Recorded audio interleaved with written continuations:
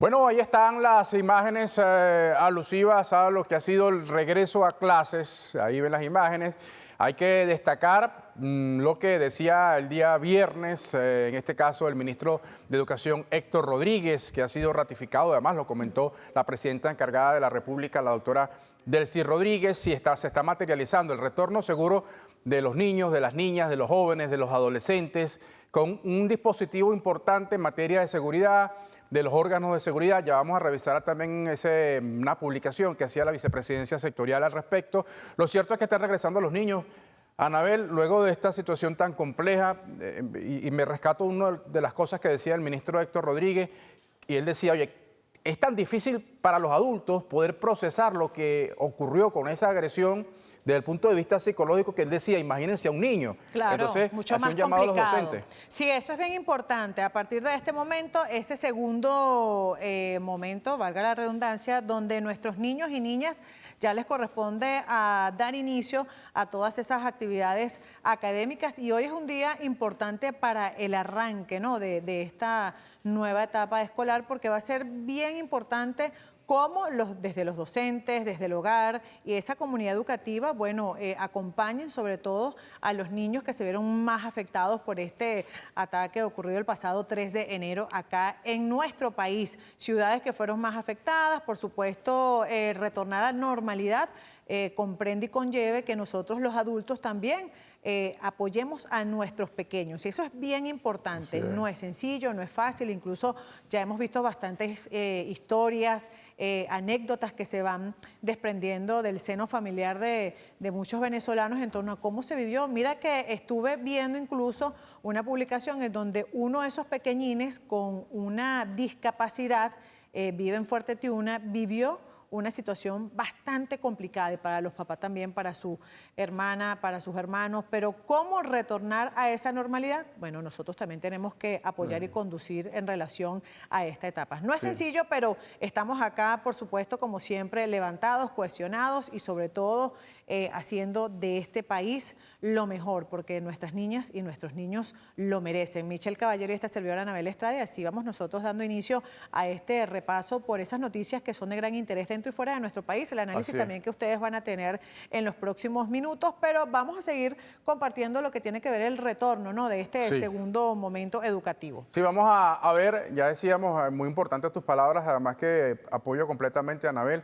sobre todo la responsabilidad y ese gran compromiso que tienen que tener los docentes, ¿no?, en todo el país, de llevar esa palabra de tranquilidad, de sosiego, de certidumbre a los niños, a los adolescentes, más allá del tema de reacomodo de la carga académica, seguramente una reestructuración, pero bueno, lo importante es la tranquilidad, sobre todo la salud mental de nuestros niños. Vamos a ver el reporte de Yacit Uzcategui, hablando de ese retorno nuevamente, de ese segundo momento a la escuela. Vamos a verlo. Veamos a continuación.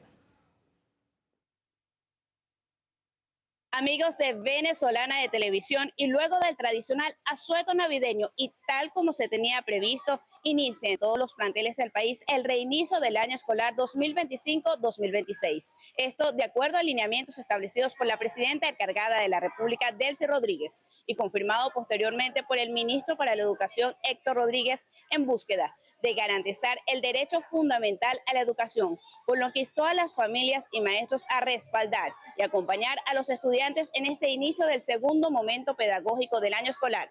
Desde tempranas horas de este lunes 12 de enero, padres, representantes y estudiantes de la comunidad de Sierra Maestra en el 23 de enero asisten a la Escuela Santiago Key Ayala para acompañar a sus representados. El día de hoy estamos dando inicio, ¿verdad?, al segundo momento pedagógico. Orientación dada por nuestro ministro, Héctor Rodríguez, cumpliendo pues las orientaciones y respetando el derecho a la educación de nuestros niños y niñas.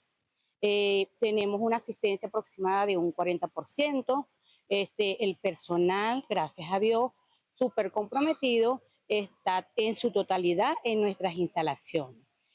También, bueno, recordarles que nuestros centros educativos estamos garantizando la formación de nuestros niños y niñas. Es importantísimo de que los niños asistan a nuestra institución Santiago Key Ayala, ya que aquí le estamos brindando, por lo menos a pesar de las adversidades, un momento de paz, de tranquilidad, de sosiego, que ellos se sientan seguros en esta su casa y que estamos preparados para cualquier situación, conjuntamente con la comunidad, el personal obrero, administrativo y directivo de la institución. Estudiar para siempre aprender, a hablar, a leer, jugar con los compañeros, hacer los deberes. Por su parte, el Ministerio de Relaciones Interiores, Justicia y Paz anunció un despliegue especial de seguridad en centros educativos en todo el país. En este reinicio de clases, una medida que contempla la activación y el refuerzo de patrullajes de proximidad en coordinación con distintos cuerpos de seguridad ciudadana. Es la información que tenemos hasta ahora desde la parroquia 23 de enero. Por lo pronto retorno el contacto al estudio de Venezolana de Televisión. Gracias, Yacivit, por ese reporte. Y ven ustedes entonces la expectativa también de los niños en lo que es el retorno a sus actividades escolares, como además ya maestros, maestras están allí prestos para atender y de seguro ya en este momento se deben estar dando esa interacción, esa dinámica que es tan necesaria y enriquece también en lo que es a la formación de nuestras hijas y de nuestros hijos, porque lo que se vivió acá en Venezuela fue algo de verdad que ninguno nos los esperábamos, pero cómo hacerle frente y cómo orientarlos a ellos para que puedan digerir toda esta situación. Bueno, allí va esa postura del adulto, de ser bien, sobre todo en cuanto a darles esa explicación acorde a la edad de ese niño o de esa niña. Así es, vamos a seguir viendo estos reportes sobre el retorno en este segundo momento de la continuación del año escolar, hoy 12 de enero. Ahora vamos a escuchar este reporte de Jofiel Colmenares. Buenos días, mi nombre es Wilson Rojas, desde la Escuela Técnica Manuel Palacio Fajardo, ubicada en el 23 de enero. Retornamos las clases, como bien indica nuestro ministro Héctor Rodríguez, y también estableciendo lo que está en nuestra Carta Magna, además como lo que está establecido en la LOGNA, garantizando una calidad educativa en un ambiente de armonía y de paz institucional. Bien, nos encontramos dentro de la Escuela Técnica Manuel Palacio Fajardo, cual vamos a verificar dentro de sus instalaciones el reinicio de este año escolar. Los estudiantes se encuentran ya con sus docentes, los coordinadores en sus respectivos pisos y en un ambiente, como bien se dijo anteriormente, de armonía y paz dentro de la institución. Buenos días.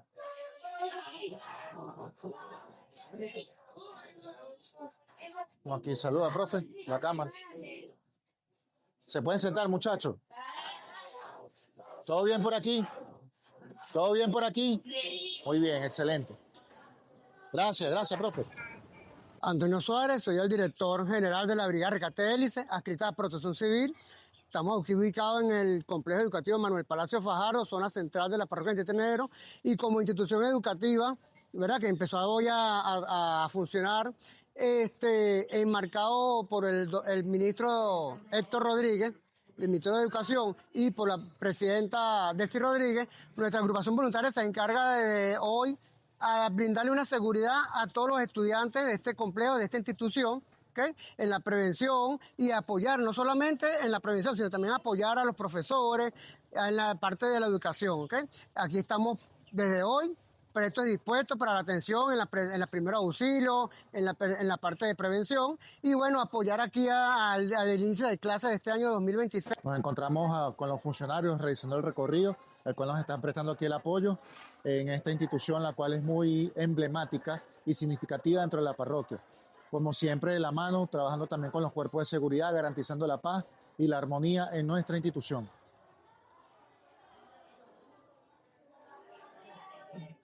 Buenos días.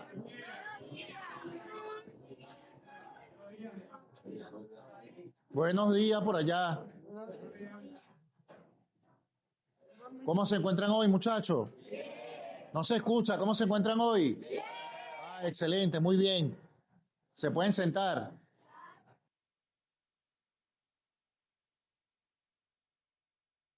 Bueno, Jofiel Colmenares nos ofrecía esos audios en torno a lo que es el inicio de este segundo momento del año escolar, precisamente de la Unidad Educativa Manuel Fajardo, y ahí veíamos las instalaciones, la incorporación de los niños, de los adolescentes, que en ello también el ministro Héctor Rodríguez hizo también ese exhorto, ¿no?, a lo que es el inicio del año escolar y también a manifestar, ¿no?, lo que puedan sentir, lo que puedan pensar, cómo han visto además esta situación que se ha vivido en nuestro país y sobre todo que esto pueda ser canalizado también por todo lo que es el cuerpo docente. Así es. Mira, seguimos en este recorrido que estamos presentándoles. Si usted se está sintonizando en este momento su programa Café en la Mañana, es el retorno en este segundo momento educativo, de acuerdo a lo que ha establecido el gobierno nacional.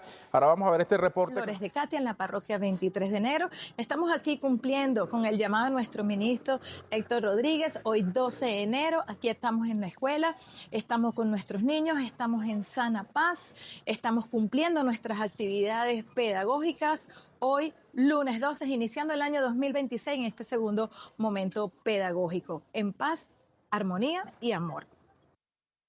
Bueno, allí las palabras que se daban en torno al inicio de este año escolar. Amigas y amigos, vamos a avanzar porque seguimos conociendo cómo ha estado el ambiente en esta mañana en torno al regreso a las clases en todo el país. También más temprano veíamos en diversos puntos de otras entidades. Esto lo que ustedes ven al menos es en Caracas, pero bueno, también vamos a conocer de la mano de Roberto González cómo va ese ambiente. Michelle, Carretera Vieja, Caracas-La Guaira. Caracas-La Guaira, donde también el ambiente a esta hora se mantiene en torno al inicio del año escolar. Veamos en detalles. Nos encontramos en la Escuela Básica Integral Manuel Antonio Gómez, ubicada en la Carretera Vieja Caracas-La Guaira, sector Nuevo Día, para conocer cómo se preparan los estudiantes y profesores para el inicio del segundo momento pedagógico 2025-2026. Acompáñame.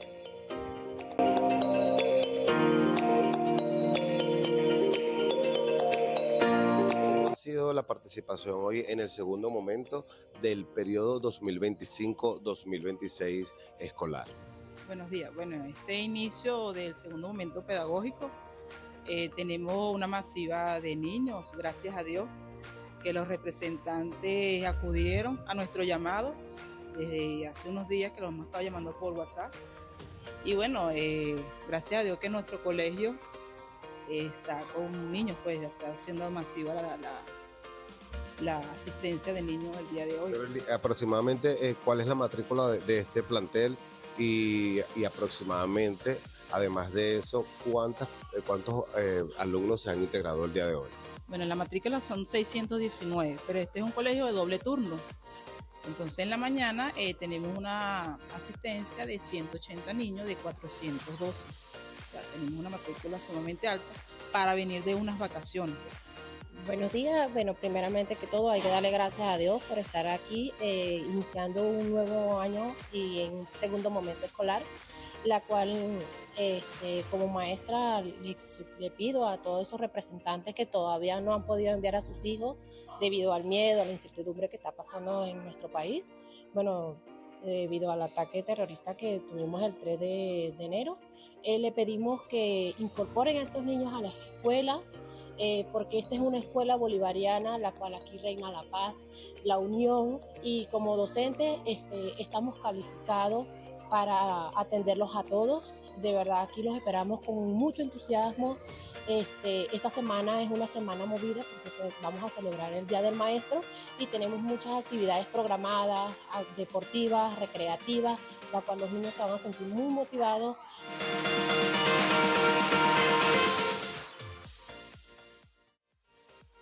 Se invita a todos los estudiantes que no han regresado a clase, que regresen, que esto que está sucediendo no es nada para nosotros. Gracias a Dios nosotros podemos con esto, con mucho más. Regresen, que comenzamos con nuestra semana de nuestro maestro escolar, donde vamos a tener actividades recreativas y muy buenas para el Día del Maestro. Christopher, bienvenido a Venezolana de Televisión. Cuéntame, ¿cómo te preparas para este segundo momento de clases? Pues bueno, me preparo queriendo aprender un poco más sobre matemática y más cosas así, reforzar un poquito más mi lectura, aunque ya soy bueno leyendo. Con alegría, con entusiasmo y espero aprender cosas nuevas como matemática, proyectos, ciencias,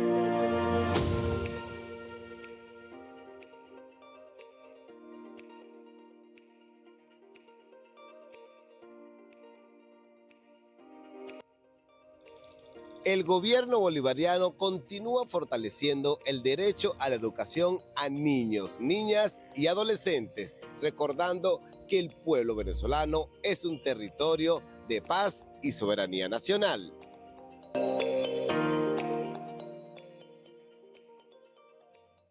Bueno, ahí se sigue desarrollando este retorno a clases. Recuerden ustedes, estamos haciendo un recuento sobre lo que ha sido este retorno luego de, bueno, la instrucción que dio el gobierno venezolano para el retorno seguro, tranquilo, luego de esta situación tan compleja que ha vivido el pueblo venezolano con esta agresión militar. Y Anabel, de acuerdo también a ese análisis que hemos hecho sobre la importancia, decía también el ministro Héctor Rodríguez, del papel de pedagogo, también de escuchar. Sí, estos días van a ser como de adaptación también para los chamos, sobre todo para quienes se vieron más afectados directamente, sus familiares, y que ellos sepan cómo poder canalizar, ¿no?, esas emociones. Sí, porque para los niños es bastante difícil y se hace algo cuesta arriba, sobre todo llevarlos a que la normalidad puedan ellos, aunque los chamos se adaptan muy rápido, Michelle, de verdad que sí. Y todo eso depende del adulto, cómo el adulto también gestione todas esas situaciones, claro, desde casa. Y el docente, que también, ustedes saben que los niños pasan tanto tiempo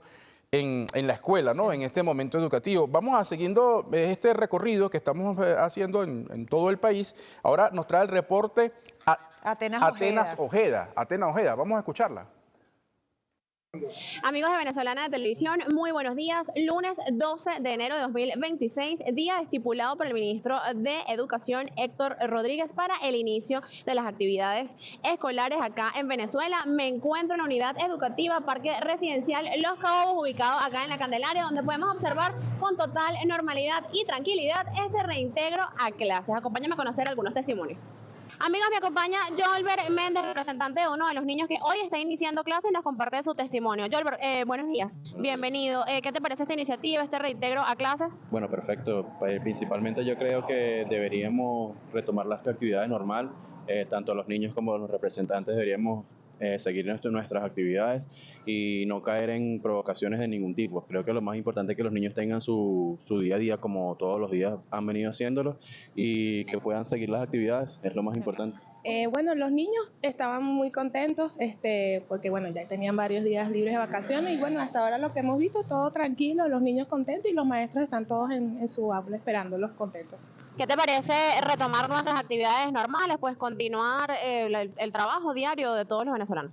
Bueno, para mí es importante que ellos comiencen porque bueno, de esta manera también se construye un país y ellos son el futuro. Y creo que paulatinamente, bueno, todo va a ir mejorando, ¿no? Muchísimas gracias. Feliz día. Y de esta forma, amigos, los niños, niñas, jóvenes y adolescentes de nuestra patria han retornado a sus clases de manera tranquila, feliz y con entusiasmo. Reportó para ustedes Atenas Ojeda. Mira, qué bonito, ¿eh? Los niños, ¿no? Los chamitos, los más pequeñitos ya también retornando a clases. Claro, además la ilusión de volver a reencontrarse, ¿no?, con los amigos, con las amigas, y eso es lo importante también para el inicio de el segundo momento escolar, que pese a la situación o lo que pueda estar aconteciendo a lo externo, tenemos que nosotros preservar esa paz, esa tranquilidad, esa salud mental de los más pequeños para que ellos puedan, bueno, sacarle provecho a todo lo que es su dinámica educativa, su formación. Y yo creo que por eso te decía, y lo insisto muchísimo, depende de nosotros los adultos la manera en que ayudemos también a que nuestros niños vayan superando cualquier situación. Y eso les va a permitir, no solamente en este momento coyuntural que vive Venezuela, sino también que les va a permitir en su vida afrontar cualquier dificultad. Así es, fíjense qué importante. Así que bueno, el llamado sigue siendo, ¿no?, a la tranquilidad, a la confianza, al sosiego, y además también aprovechar la oportunidad, antes que de la pausa, y presentar a nuestro invitado. Oye,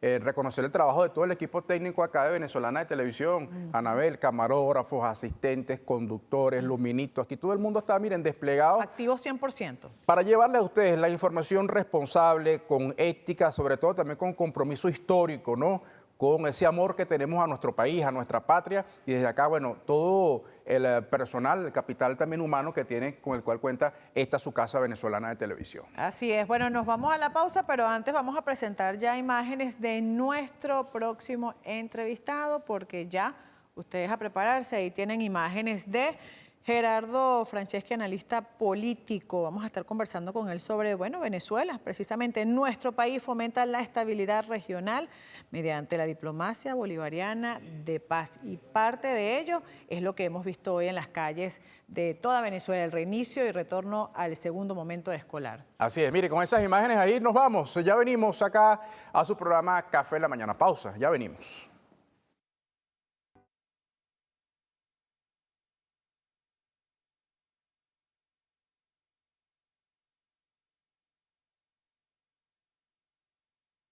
The U.S. operation in relation to Venezuela is clearly international unlawful, and it will be very important for the international community to identify it as an unlawful operation and to identify the U.S. as a violator.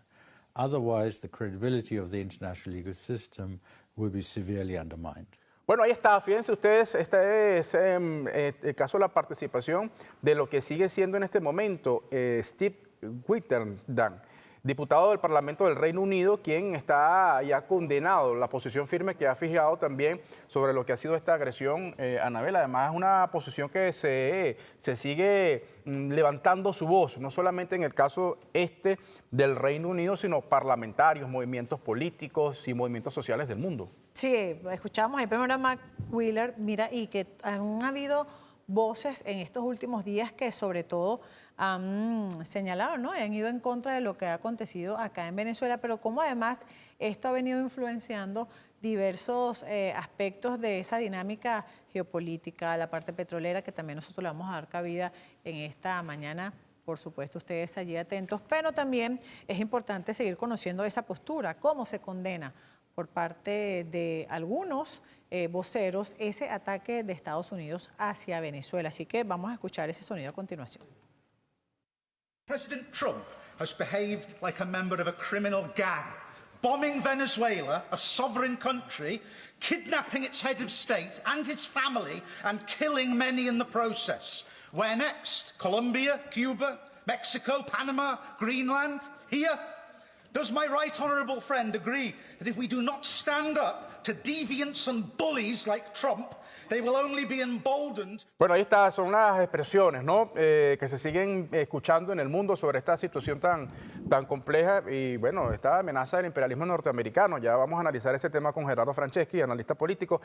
Anabel, cerramos la semana pasada también con la visión internacional y uno de los puntos claves que me parece podemos también conversar es sobre las fortalezas, la solidez institucional que tiene Venezuela. Fíjense ustedes, en una situación como comienzan las clases, hay una tranquilidad, hay una paz, hay un sosiego. Y al apostar por esa diplomacia de paz que es tan importante, porque de allí también va a depender cómo se va dando cada uno de los escenarios. No es nada sencillo, porque no hemos dicho que Venezuela lo tiene sencillo, ni sus autoridades, y sobre todo la presidenta encargada, Delcy Rodríguez, pero ante esto entra en juego también aspectos bien importantes y me gustaría también que entrara dentro del análisis la unidad, cómo es tan necesaria en estos tiempos que son totalmente nuevos para Venezuela, pero donde, bueno, la mirada está puesta acá por muchas situaciones. Claro. No, primero agradecerte, Michelle, Anabel, por la invitación. Y bueno, estamos en un momento bastante complejo, no solamente el país, sino también el mundo. De verdad que lo ocurrido el 3 de enero de este año representa un antes y después. O sea, ya vengo diciendo que el mundo no va a ser igual después de la agresión al país, porque primero condenar, como lo han hecho los países del mundo, ¿no? Los jefes de Estado del mundo, la agresión de los Estados Unidos, donde no simplemente hay un secuestro al presidente constitucional Nicolás Maduro y a la primera dama, sino también que se cometieron crímenes de guerra. Entonces eso es importante nosotros tenerlo claro y el pueblo venezolano debe tenerlo claro y debemos frentear, porque lo que nos va a llevar a la paz es tener claridad sobre todo el escenario político que estamos viviendo. Sí. Ahora, hay un aspecto importante, de acuerdo, estoy viendo el video y hay un aspecto importante que se debe considerar y tiene que ver propiamente con que hay una ruptura realmente de la arquitectura de las leyes internacionales.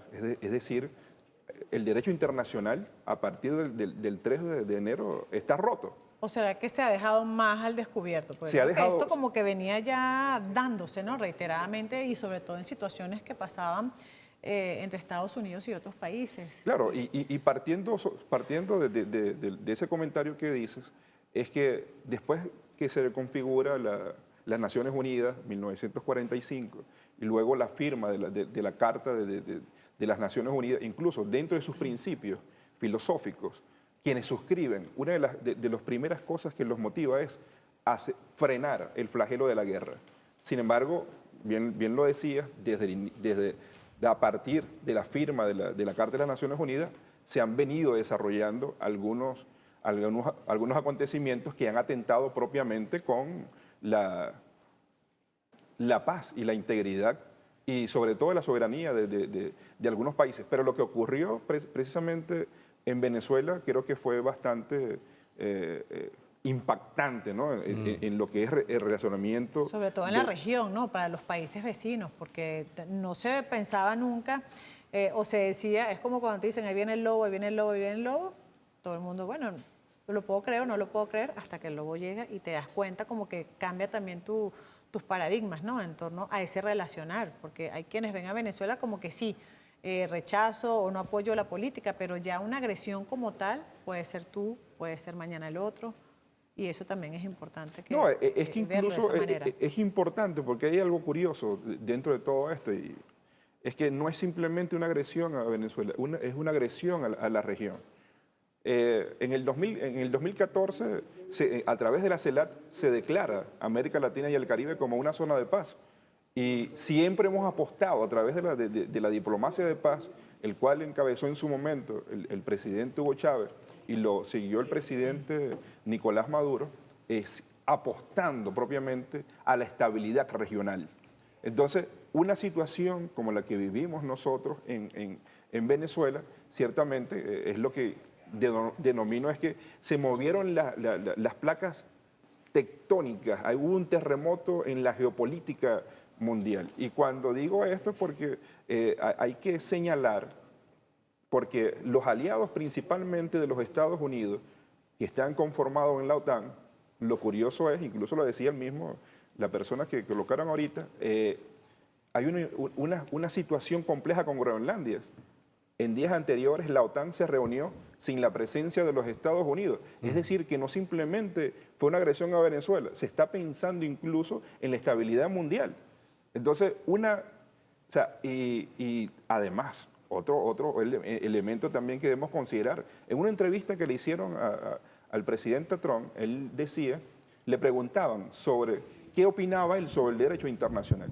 Él decía que no creía sobre el derecho internacional, que las leyes que vamos a definir nuevamente el mundo a través del poder y de la fuerza. Eso es un peligro realmente para la existencia propiamente humana, porque incluso decía él, lo único que me puede parar a mí actualmente es mi conciencia. Es mi propia moral. Sí. Que no Sí. tiene, que ya demos cuenta no tiene. Sí. Ahora, fíjese, hay un punto importante que también quería traerlo acá al debate. La presidenta encargada, Delcy Rodríguez, durante sus palabras muy recientes, yo hablaba de la fortaleza institucional de Venezuela, una asamblea que está trabajando, ya se instaló, esa asamblea que fue electa y se instaló el pasado 5 de enero, un TCJ que igualmente está en funciones, trabajando, tomando decisiones. Hay una propuesta que se ha hecho desde el Ejecutivo Nacional al Poder Legislativo de avanzar en 3 leyes fundamentales. Una tiene que ver con la convivencia y la paz, el tema productivo y sobre todo una de muy importante tiene que ver con la creación de esa comisión para traer de vuelta al presidente constitucional de la República Bolivariana de Venezuela, Nicolás Maduro, y la primera dama Silvia Flores. Sobre esos frentes de trabajo, ¿qué opinión tiene? Estamos hablando de esa política interna tan importante en nuestro país. Ayer, por cierto, primero lo que hay que destacar aquí es que hay que cerrar fila en cuanto a la unidad y la soberanía del país y defender propiamente a ese esfuerzo que está haciendo inconmensurable la presidenta encargada, Delcy Rodríguez. De verdad, tú lo decías ahorita que no es un tema bastante fácil porque primera vez que nos hemos envuelto en una situación tan convulsa como la que está viviendo el país.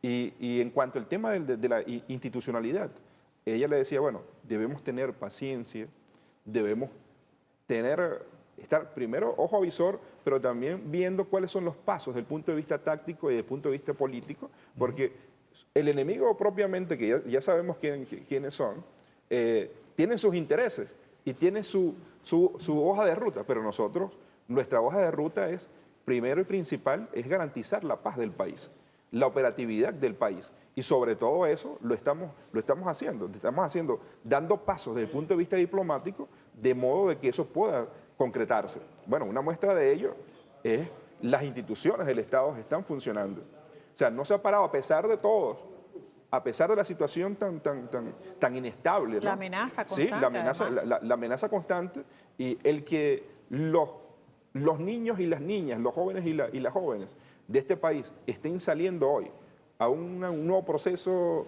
de clase para seguir profundizando la conciencia, seguir profundizando el proceso de enseñanza-aprendizaje, es una muestra de que este país se levanta a pesar de las adversidades. Entonces, eso es un elemento bastante fundamental que nosotros debemos destacar. Entonces, es necesario creer en las instituciones del Estado venezolano, porque primero y principal están para garantizar en estos momentos tan convulsos la paz del país. Así es, la diplomacia de paz. Quisiera centrarme bastante en ello porque creo que la propia presidenta encargada, Delcy Rodríguez, lo ha señalado. Es necesario que Venezuela siga levantando su voz ante el mundo, seguir denunciando lo que acá acontece, pero sobre todo eso nos va a permitir también blindarnos y resguardarnos en torno a esta amenaza constante. Es decir, Venezuela tiene que seguir su rumbo de seguir produciendo, trabajando, desarrollándose, pero a la par, seguir levantando su voz, ¿no? No, sin duda, y eso no es un aspecto de ahora, ¿no? Recordemos bien que en el 2004, cuando se crea el ALBA, TCP, que fue la alternativa al Tratado de Libre Comercio, de allí surge lo que es la diplomacia de paz, la cual encabezó el presidente Chávez con su homólogo en su momento Fidel Castro, y de allí, bueno, se fueron sumando algunos actores de la región, y no solamente actores políticos, sino también actores sociales, levantando esa bandera de la unidad, esa bandera de la paz. Y bueno, se crea la UNASUR, se crea la CELAT, y sobre ello, incluso dentro del Plan de la Patria, de las 7 transformaciones, está plasmado como un elemento esencial que la filosofía tiene que ser la paz, sobre todo, independientemente de la diferencia. Y cuando preguntabas ahorita de que no es una agresión simplemente contra el país, sino que una agresión hacia América Latina y el Caribe, tiene que ver con eso. No solamente los gobiernos que tienen responsabilidad en esto, sino también los movimientos sociales. Movimientos sociales con conciencia de clase, que debemos nosotros apostar propiamente a la estabilidad de esta región, de este hemisferio. Importante. A ver, ¿cómo vislumbra lo que es ahora, por cierto, cuando uno hace ese análisis retrospectivo, el presidente de la República, Nicolás Maduro, siempre ha estado abierto a una buena relación con los Estados Unidos? De hecho, el comandante Chávez siempre propugnaba esa buena relación con los Estados Unidos. Entiendo que estamos en una etapa nueva de esa relación, lo ha dicho la presidenta encargada, Delcy Rodríguez.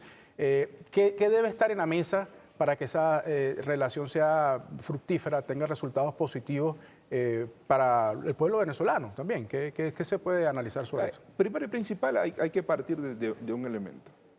Mientras que nosotros seamos la primera potencia en tener las mayores reservas de petróleo, vamos a ser siempre apetecibles.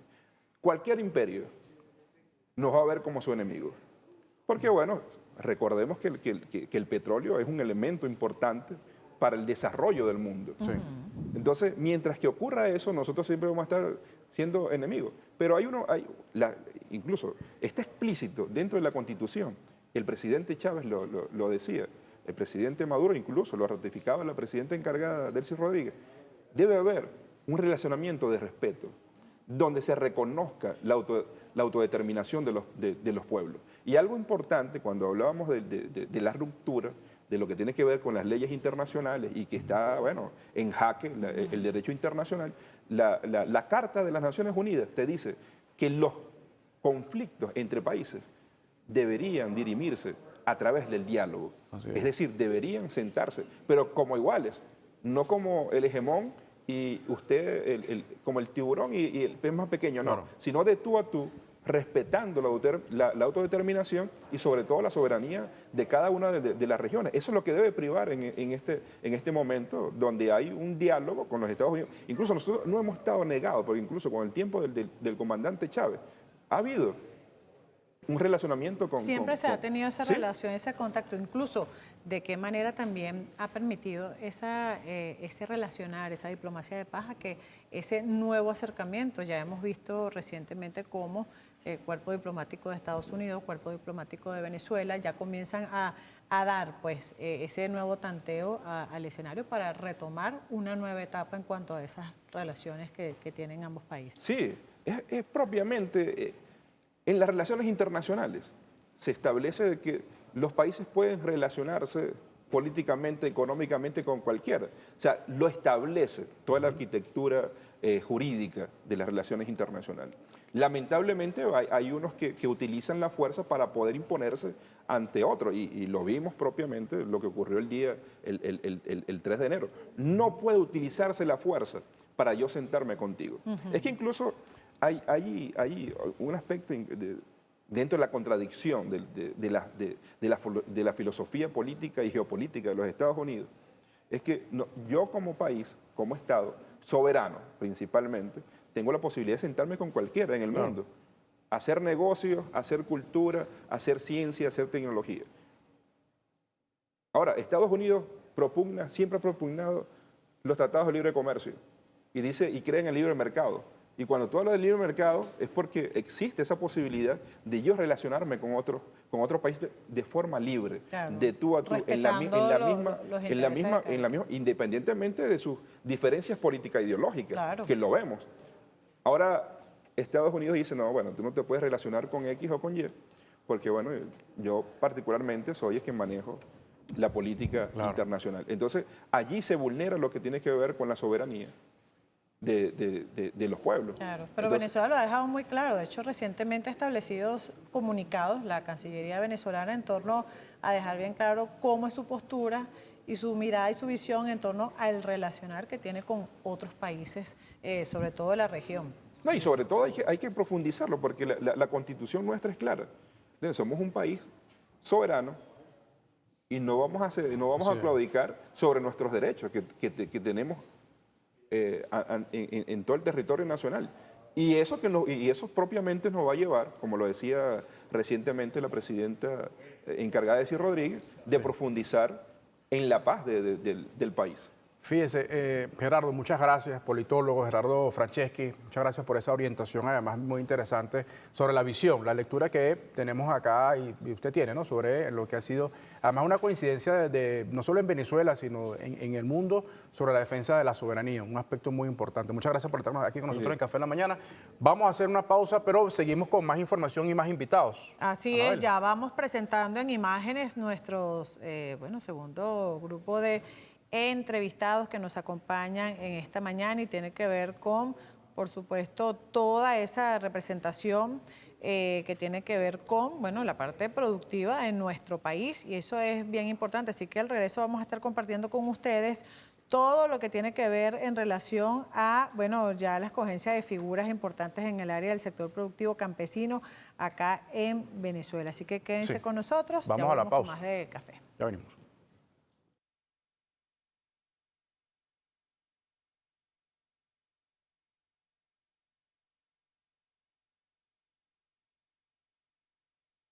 Amigas y amigos, de vuelta con ustedes y con más de Café en la Mañana. Michelle Caballero y esta servidora Anabel Estrada. Y en un programa que ha sido especial para el análisis, compartir con ustedes cómo además se ha dado el inicio de este segundo momento escolar. Ya en la parte anterior hablábamos un poco sobre cómo esa diplomacia de paz va a ser garante para que Venezuela pueda seguir avanzando y afianzando todo ese proyecto político que además se ha establecido por parte del presidente Nicolás Maduro y cómo se sigue además levantando el mundo en torno a lo que ha sido esta agresión por parte de los Estados Unidos hacia Venezuela. Pero hay otras áreas que también son importantes para que la vida económica de un país pueda seguir desarrollándose, Michelle. Así es, vamos a hablar del tema productivo. Ya Anabel presenta a nuestros invitados y un tema sin duda importante, sobre todo en este momento que se le ha dado tanto relieve también. Sí, Florimar Coronil y Carlos Alemán, productores del estado de La Guaira, de acá de Caracas. Bienvenidos. Gracias. Claro, para que, bueno, avancemos y, por supuesto, ahondar un poco en lo que es el rol de, bueno, el sector campesino en la producción, ¿no? Y luego de esta situación que se ha sobrevenido acá en nuestro país, ¿cuál es esa visión que ustedes tienen y cómo deben participar activamente para, bueno, que se mantenga la productividad y garantizar que nuestro pueblo también tenga sus alimentos? Bueno, gracias por la invitación. Lo primero que tenemos que decir a nombre de toda la familia campesina a lo largo y ancho del país es que el viernes tomamos la ciudad de Caracas. Los campesinos y campesinas, la familia campesina, también va a solicitar la libertad de nuestro presidente y además un agroproductor que tiene sus gallinitas también en el patio, que tenía sus maticas, tanto él como Silvia Flores. Nosotros los campesinos y campesinas tomaremos Caracas para el próximo viernes, en función de que se nos han llevado un agroproductor, se han llevado un hombre de paz, un hombre que no entendemos como un hombre que ayudó a la libertad de algunos presos políticos, como el preso político que se dio en Puerto Rico, el caso de Lula da Silva, la audacia y la valentía de nuestro presidente y comandante de la revolución, quien sobrevoló, todavía tengo las imágenes claras, cuando lo vi por Telesur, que sobrevoló con Mel Zelaya 9 veces esa pista. Así que tú no tienes un hombre rendido, tú tienes un hombre valiente allá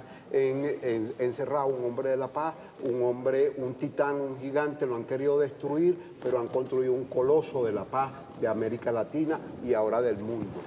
Ahora, fíjese que importante, sobre todo la conciencia, ¿no? Y yo decía la semana pasada en esos análisis, uno decía, mira, el comandante Chávez nos preparó siempre para estos escenarios. Y cuánta conciencia hay en el pueblo venezolano, en ese trabajador, en esa ama de casa, en ese estudiante, que Chávez le habló y le extendió su mano, y el presidente Nicolás Maduro ha seguido ese legado, ¿no? Y en este momento, hoy lo vemos, con esa alta conciencia que en muchos países no existe, pero existe aquí en la República Bolivariana de Venezuela. Somos herederos de la gesta emancipadora del padre libertador Simón Bolívar. Muy buenos días, gracias nuevamente por la invitación. Y bueno, queremos dejar en claro que el movimiento campesino está aquí para decirle al pueblo venezolano que todos los días estamos más comprometidos a generar producción. Recordemos que la producción de los alimentos hoy en día en más de un 70% corresponde a lo que generamos nosotros aquí en nuestras tierras. Quiero agradecer también a todos los compañeros campesinos que participaron el día de ayer en la segunda fase de elección de los voceros dentro de los consejos campesinos. Sabemos que esto es una lucha constante que nosotros venimos arrastrando. Primero fue con el presidente, con el comandante Chávez, quien logró visibilizar la figura del campesino, del productor. Posteriormente, nuestro presidente Nicolás Maduro responsablemente asumió también y se comprometió con todos los campesinos de nuestra tierra en sacar adelante esta unión campesina denominada Ezequiel Zamora. Durante el año 2025 fueron muchos los avances que se dieron, ya que logramos reunirnos, se realizaron diferentes ferias donde la población pudo participar y pudo evidenciar la cantidad de producción que hay a nivel nacional. Igualmente, para el mes de septiembre, el presidente en el estado de Aragua logró reunir a la mayoría de los campesinos de todos los estados de Venezuela y nos pudo juramentar. Allí el compromiso fue rotundo, señores, y así como el presidente se comprometió con nosotros nos comprometimos con el presidente en seguir sacando la producción adelante, en seguir comprometidos con el pueblo de Venezuela. Y bueno, estamos muy orgullosos. Yo represento también lo que es la parte de la producción dentro de la ciudad de Caracas, porque hay que erradicar ese pensamiento que Caracas es solo un estado de consumo. Y pues no, Caracas está produciendo más de lo que muchos pueden creer. De hecho, ahorita se está llevando también un plan no solo de cosecha, sino también de cría de animales para poder generar una conciencia de que seamos autosustentables. Entonces es muy importante eso, llevar a conciencia a cada uno de nuestros pobladores pobladores y también tomar en cuenta lo que es la cultura de la siembra, ¿ok? Para que todos seamos autosustentables dentro de nuestro territorio y así garantizar nuestros alimentos y los del entorno. Bueno, siempre se ha insistido, no solamente de la mano del presidente Nicolás Maduro, lo dijo el comandante Hugo Chávez, incluso al inicio de todo el proceso de la revolución, y lo mantiene también la presidenta encargada, Delcy Rodríguez, siempre hay que desarrollar el esquema económico, no de la mano solamente de la renta petrolera. Yo creo que ahí es donde ustedes tienen una participación activa y sobre todo en estos tiempos, en esta coyuntura, ¿no? Que no decaiga todo ese trabajo que se ha venido realizando anteriormente y que esto pueda seguir dando pasos importantes. ¿Por qué? Bueno, porque es la producción, Claro, es la alimentación y sabemos que eso es un andar diario. Pues en el caso de ustedes en La Guaira, ¿cómo está dándose además esa configuración y cómo también están respondiendo a ese sector y arrimando también saldos positivos? Sí, bueno, ayer tuvimos la consulta nacional, ¿verdad? Después de un bombardeo, las primeras asambleas que se hacen en función de defender la democracia protagónica y participativa dentro de la República Bolivariana de Venezuela. Nosotros, los campesinos y campesinas, ayer a nivel nacional, pero nosotros estamos comprometidos no solamente en el arrime, estamos comprometidos en alimentar también a las tropas, porque esto tiene una comisión, ¿verdad?, que nos ha dicho nuestro ministro Julio León Hereida, el compañero Braulio Álvarez. Estamos tratando de tener una comisión de seguridad y defensa, que en mi consejo campesino, allá en Manzanillo, en la parroquia Carayaca, fue el más peleado. Y no habían ocurrido estos hechos y pensamos que eran las otras comisiones, las de finanzas, las otras, y no, fue el comité de seguridad y defensa el más peleado. Tenemos una comisión de economía productiva y tenemos una de formación. Estas comisiones van a tratar de llevar, porque tenemos unas realidades de vialidades, de infraestructura, de necesidades, pero estas comisiones van a trabajar a nivel presidencial. ¿Cuándo un campesino podía creer que iba a estar en una comisión de índole presidencial y ser escuchado por todas las estructuras del Estado para el desarrollo de la vida agrícola y el desempeño de las familias más pujantes, los que nos levantamos al sol en la mañana y nos acostamos bajo las estrellas, soñando con sembrar una patria de libertadores, soñando con levantar a nuestro país, que ha alcanzado una producción ya del 98% de la producción interna, a pesar de todas las dificultades, a pesar del bloqueo, de la guerra económica, se nos dificultan a veces los agroinsumos, se nos dificultan a veces las semillas y todas estas cosas, pero la familia campesina ha entendido el compromiso que tenemos histórico, porque el campesinado, la familia campesina es el sujeto histórico desde los libertadores que acompañaron a Bolívar, que acompañaron a Zamora y ahora acompañamos tanto a Chávez como a Nicolás. Sí, fíjese, hay un aspecto importante, tiene que ver en estas horas tan difíciles. Fíjese, usted habla con ese orgullo de ese consejo comunal, de ese circuito comunal. ¿Qué mensaje usted le envía al pueblo venezolano en estas horas tan complejas, tan difíciles, sobre todo donde hay un poder popular que se mantiene activo, desplegado, con mucha conciencia y acatando ese llamado que hace el gobierno venezolano, la presidenta encargada sobre este tema tan importante que es mantener la paz? ¿Cuál es el mensaje que usted le envía? Bueno, yo creo que para todo el pueblo de Venezuela seguir más fuertes, más firmes que nunca.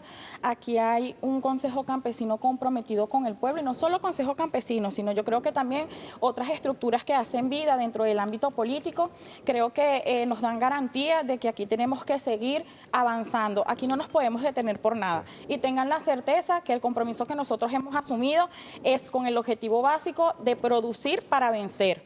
Producimos para poder solventar las necesidades básicas de la población y venciendo todas las dificultades que se nos presentan, porque de hecho, hasta en los panoramas más grises que nosotros hemos pasado, hemos estado allí dando batalla para poder sacar a flote la producción y poder abastecer a nuestros habitantes. Entonces el llamado es mantener la cordura y yo creo que también, a pesar de ser tiempos de coyuntura política, yo creo que esto ha llamado mucho a la reflexión venezolana. Yo creo que muchas personas han apartado el tilde político, se han puesto puesto la mano en el corazón y se han dado cuenta que aquí los ataques no tienen condición política. Aquí los ataques van en contra del pueblo de Venezuela. Y es importante resaltar que las personas han analizado y han reflexionado con respecto a esta situación. El ataque no va solamente para los que somos partidarios del gobierno, sino para todos los venezolanos, y esto trae como consecuencia, obviamente, un desbalance en el país a nivel de muchos aspectos, tanto políticos, económicos. Y yo creo que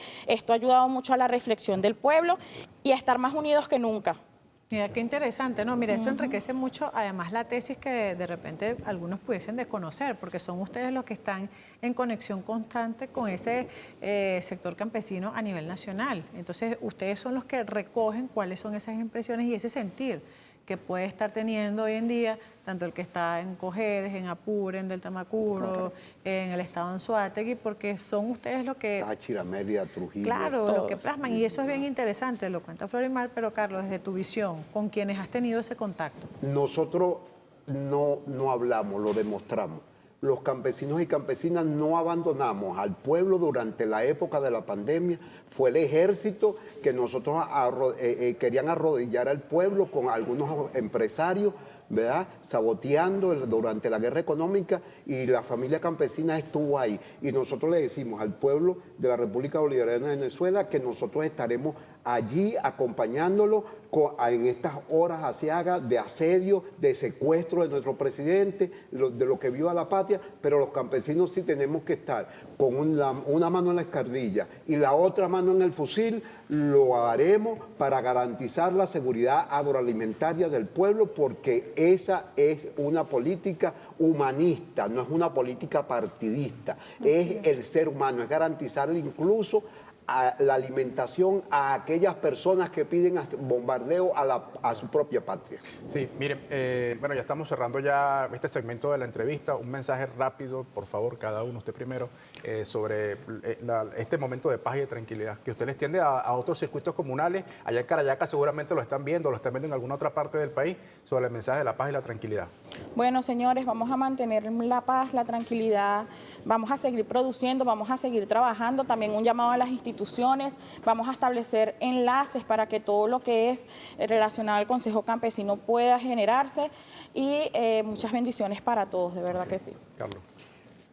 Para mantener la paz, acompañemos a la presidenta encargada, Delcy Rodríguez, a las instituciones, confiemos en nuestras instituciones, confiemos en nuestra Fuerza Armada, y sobre todo, como nos dijo Nicolás Maduro, no esperemos nada de nadie, sino de nosotras mismas y nosotros mismos. Bueno, Carlos, Florimar, gracias por acompañarnos en esta mañana. Gracias a usted. Y extensivo ese mensaje para todo ese sector campesino en nuestro país. Michelle, bueno, tenemos que prepararnos ya a nuestra próxima entrevista.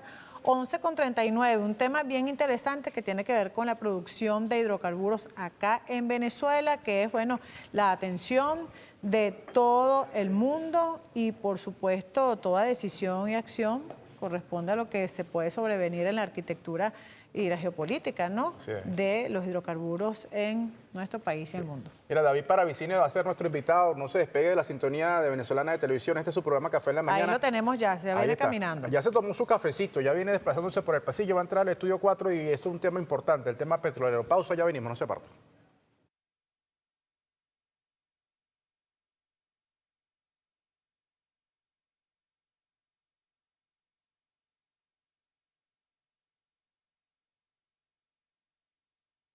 El gobierno de Estados Unidos lo sabe, porque se lo hemos dicho a muchos de sus voceros, que si quieren conversar seriamente de un acuerdo de combate contra el narcotráfico, estamos listos.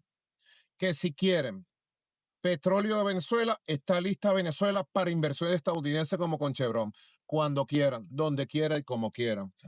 En Estados Unidos deben saber que si quieren acuerdos integrales de desarrollo económico, también aquí Venezuela, que lo he dicho una y mil veces.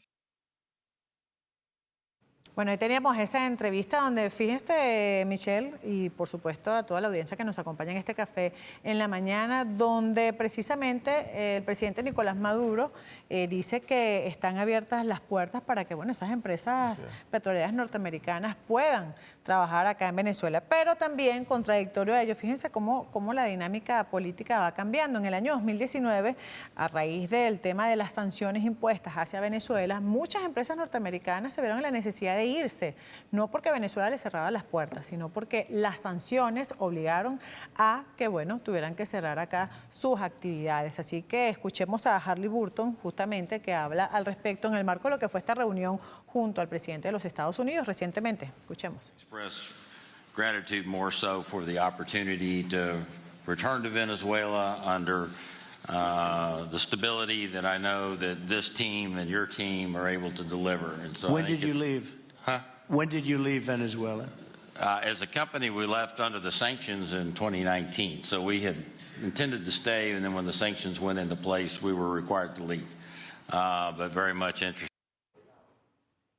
Bueno, ahí está, fíjense qué importante aquí haciendo la reseña de lo que han sido esas palabras, y ya usted lo comentaba, ¿no? ¿Qué se desprende de eso, profe? Se desprende es que el fracaso de la operación de Estados Unidos en Venezuela, o sea, secuestrar al presidente de Venezuela y a Cilia Flores, su compañera, con el objeto de tratar de apropiarse del petróleo venezolano, resultó un fiasco. Primero, porque no lograron dejar un gobierno o un desorden o un estado tal de conmoción que fuera ingobernable Venezuela. No lo lograron. Es decir, tienen que entenderse con el gobierno venezolano, con su presidenta encargada, con la Asamblea Nacional, con un poder, todos los poderes que tenemos en Venezuela establecidos. No pueden decidir sobre el petróleo, tienen que pedirle al gobierno venezolano, a Cilia Flores, ella va a colaborar con nosotros y si no colabora se va a tener...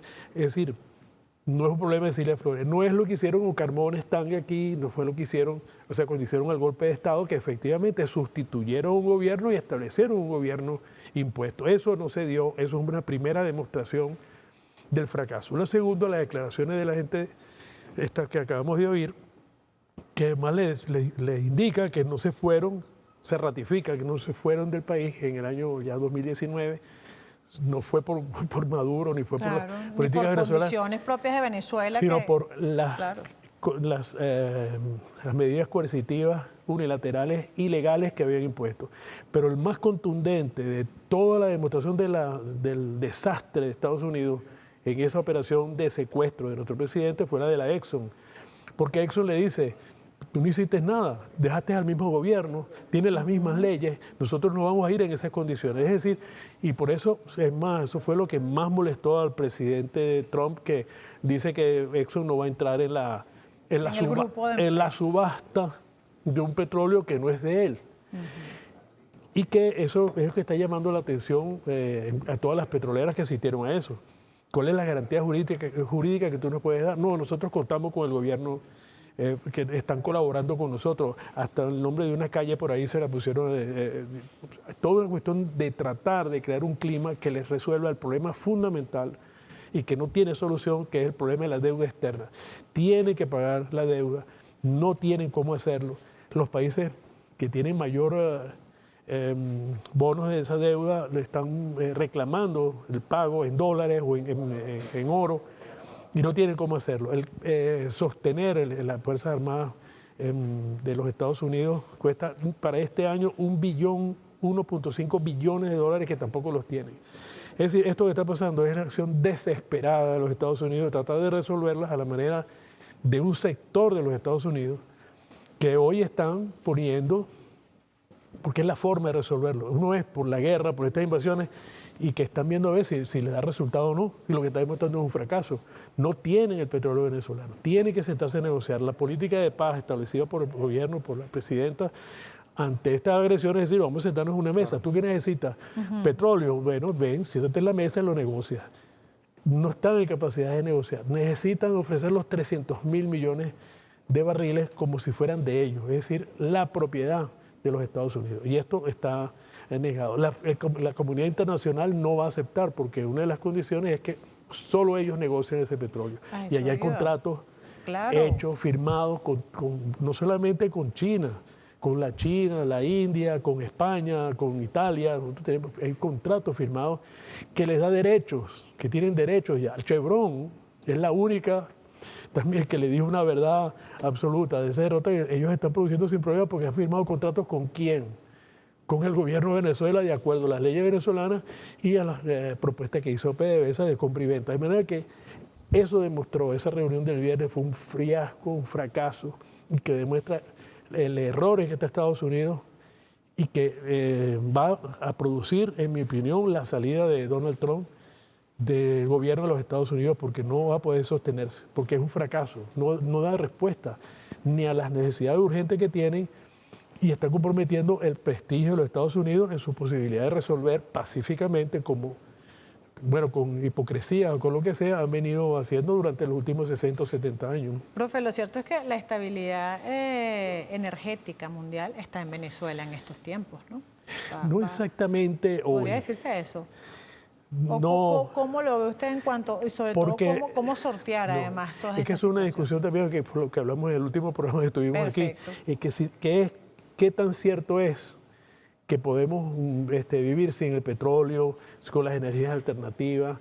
Y es en ese sentido donde todas las agencias, inclusive la Asociación Internacional de Energía de los Estados Unidos, cambió de posición, donde decía que a partir del año 2030 el petróleo no iba a tener ningún papel relevante porque las energías alternativas iban a cubrir estos espacios y tal. Bueno, eso está demostrado que es falso.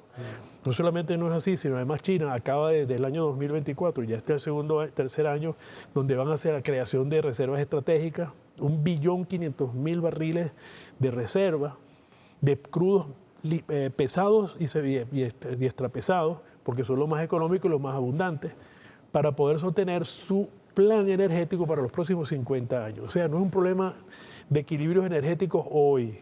Tú tienes razón en lo que estás diciendo, pero no es un equilibrio energético este año y el año que viene. Inmediato, claro. Estamos hablando de 50 años, exacto, 60 años. Se proyecta, ¿no?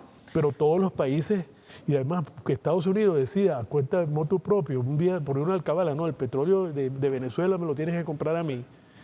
No solamente que es una afrenta a Venezuela, sino una afrenta al mundo entero. Por eso esto no tiene salida, inclusive en los Estados Unidos. Es un problema interno grave en los Estados Unidos, pues la solución va a ser la salida de Fíjese, ese profe, señor. eso que usted está vaticinando es interesante, de acuerdo a los datos, ¿no? La salida de Trump por esta problemática, pero yo me retrotraigo a esa campaña electoral del señor Trump, y cuando asume Trump, había, digamos, se creó expectativas sobre esa política de máxima presión, pero ahora le digo, Trump dijo cuando comenzó, dijo, a nosotros no nos interesa, eso también lo analizamos, a nosotros decía Trump, a Estados Unidos no le interesa el petróleo venezolano, porque inclusive los analistas decían, no, que eso es ínfimo, que es menos de 1 millón, etcétera, etcétera. ¿Qué cambió ahí? ¿Hubo un cambio? ¿No hubo un cambio? ¿Era mentira lo que decía Donald Trump? No resolver el problema de la deuda. Al no resolver el problema de su deuda interna y la forma de alimentar su presupuesto, lo obliga a aterrizar y en la realidad. Y lo que él despreciaba, es más, pero sigue siendo un ignorante, porque no solamente cambió de opinión con respecto al petróleo venezolano, que eso era un alquitrán, que era una basura. Eso lo dijo en el año 2019, en la campaña electoral, que eso era un petróleo de porquería, algo así más o menos fue lo que digo. Sino que además dice que ese petróleo, como todavía no sabe, entonces dice que es bueno para asfaltar calles. Es decir, no se da cuenta inclusive que los crudos pesados y extrapesados, si bien los procesos de refinación son más complejos, un poquito más costosos, pero se aprovecha el 100% de cada barril de petróleo. No queda residuo como el búnker u otros residuos que quedan de los petróleos convencionales, que por más que tengan un alto API, dejan residuos. O sea, los procesos de refinación formales para estos crudos dejan pérdida. El procesamiento de los crudos extrapesados y pesados, las tecnologías, las pérdidas es cero, no se pierde absolutamente nada de ese petróleo. De manera que no sabe ni siquiera lo que está hablando. El asfalto es una de las últimas, digamos, fracciones de los procesos de refinación, pero no es lo único, es una parte, de ahí sale nafta, sale gas, sale absolutamente gasolina, todos los derivados del petróleo salen también del crudo extrapesado y pesado. Profe, ¿cómo este escenario ha venido moviendo también la industria a lo interno? Es decir, a PDVSA en cuanto a también los bonos. ¿Cómo ha sido esto y de qué manera también se van reajustando allí? Sí, porque escuchaba un análisis y también lo leí y decía que se observó un incremento sustancial en la cotización de los bonos soberanos venezolanos y de los títulos emitidos por PDVSA, y esto tiene que ver también con todo como se ha venido moviendo luego del 3 de enero. Bueno, realmente voy a especular sobre eso, pero si el petróleo tiene un nuevo dueño, que es los Estados Unidos, es el señor Trump que decide, bueno, PDVSA queda sustituida. Pues más, porque de acuerdo a lo que he oído, pero como son disparates, digamos, incompletos, llenos de muchas cosas falsas, como esta la del asfalto, o el cambio, como dice Michelle, que cambiaron de que es una basura, que es un petróleo que no servía y que Venezuela es insignificante. Esos 300.000 millones no significan nada a lo que ahora significa todo, es decir, poner el prestigio de Estados Unidos con base a que ahora él es el presidente encargado de Venezuela, o sea, llegando a esos extremos. El tema de PDVSA queda anulada, porque lo que va a haber es una especie de provincialización del establecimiento de provincias petroleras, como se intentó hacer en Irak después que derrocaron a Saddam Hussein. La primera intención de la señora Clinton, que era presidenta del Senado, fue hacer lo que llaman las provincias petroleras, licitarlas, un proceso de licitación dirigido por los Estados Unidos, y que eso iba a quedar en manos del que ganara la licencia. Es decir, el lago de Maracaibo es del que gane la subasta. La faja se divide en 7, 8 pedazos y entonces son provincias que la domina tal empresa, tal o cual. Es ahí donde piensa Trump levantar $100.000 millones en un primer proceso de licitación de crudo de regiones petroleras. ¿Ves? Y ahora dice que la Exxon no va a participar porque Exxon le dijo la verdad, no has hecho nada. No has hecho nada. Eso es una alerta para nosotros. No creer que la cosa terminó aquí. Esa gente está picada de culebra, está mal porque es el fracaso de un país. Sobre todo lo interno, lo que se le presentó a ellos, ¿no? En torno Los que a lo que es el ahora. escenario.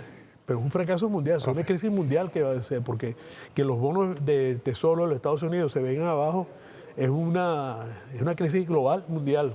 Profe, bueno, el tiempo se nos acorta, se nos cerró el tiempo. David Paravicini, profesor, tenemos que traerlo otra vez seguramente acá.